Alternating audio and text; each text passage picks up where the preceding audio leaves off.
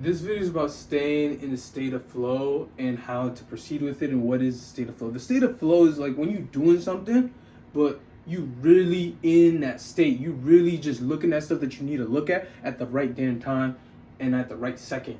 And then you keep on going with it, and then you getting the results you need with the minimal effort. And then you not thinking too much, or you not feeling like this is like I'm waiting for something to happen, like you waiting for some result to happen, and it's not like you think you put in too much effort. You put in the right amount of effort. For example, you have a task, you make money with this task, you put in effort of 30 minutes a day, and you make exponential amount of income with this way of putting this effort.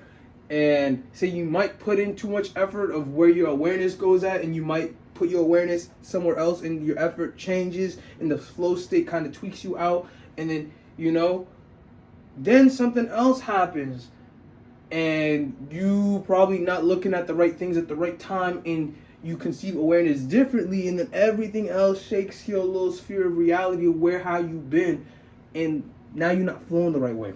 So what I have to say is, to do this right thing is make sure you take note of where you want to be aware of at the right time, at the right place, and not to be aware of too many things at one time, because then your anxiety might go up or you might think too much. So what I recommend you to keep your little thing at the right place at the right time. Keep note of things, not too many, not too short, to follow through with at a certain time, So when you keep doing a certain thing, you want to make sure, for example, if you have a katana, and you were trying to ace down, you will probably take note of the angle where you started and the angle where you finished. Or maybe if that's such a flow, you want to make sure your eye is on the target at a specific place at a specific time.